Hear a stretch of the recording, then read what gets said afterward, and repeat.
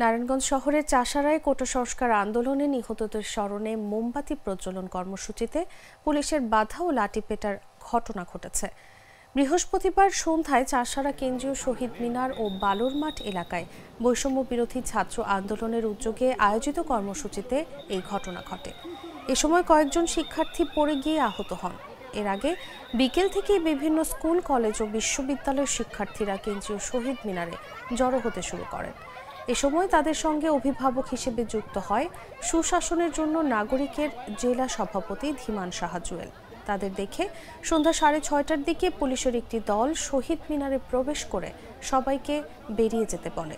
পরে শিক্ষার্থীরা বালুর মাঠ সড়ক দিয়ে মিছিল বের করে। এ সময় তাদের ধাওয়া দেয় পুলিশ। ধাওয়ার মুখে বালুর মাঠ সড়কের ইসলাম হার্ট সেন্টারের সামনে অবস্থান নেন শিক্ষার্থীরা। সেখানে দাঁড়িয়ে পুলিশের সঙ্গে তর্কে জড়ায় কয়েকজন শিক্ষার্থী। এরপর সোয়া 7টার দিকে শিক্ষার্থীরা সড়কের ফুটপাতে দাঁড়িয়ে মোমবাতি প্রজ্বলন কর্মসূচি পালন করতে চাইলে ফের বাধা ও লাঠি পেটা করে পুলিশ।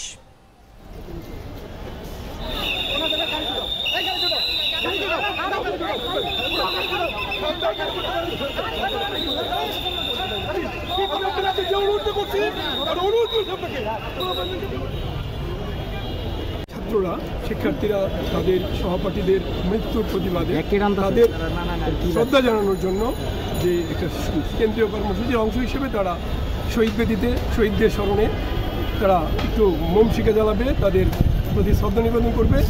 খুবই শান্তিপূর্ণ একটি কর্মসূচি ছিল। তারা দাঁড়িয়েছে, কিন্তু আমরা দেখতে পাচ্ছি যে পুলিশের একটি বিশাল দল, সাথে স্ট্রাইকিং পুলিশ সহ তাদেরকে লাঠি দিয়ে এখান থেকে বিতরণ করে দেয়। এটা আমরা মনে করি, তাদের কাছে আমরা বারবার অনুরোধ করেছি যে তারা আমাদের সন্তান, তাদের সহপাঠীদের স্মরণে তারা একটু মোম শিখা প্রজ্বলন করবে, তাদের শ্রদ্ধা নিবেদন করবে। এটা তাদের গণতান্ত্রিক অধিকার। আমি এইটুকু দায়িত্ব নিলাম একজন অভিভাবক হিসেবে। তারা কোনো অন্যায় কিছু করবে না, কোনো রকম বিশৃঙ্খলা করবে না। আপনারা পাশে থাকেন, আপনারা দেখেন, ওরা আপনাদেরও সন্তান। কিন্তু কিছুতেই কোনো পুলিশ সেই কাজটি করতে দেয় নাই। তাদের এই কর্মসূচিটাকে পণ্ড করেছে, তাদের উপর লাঠিচার্জ করেছে।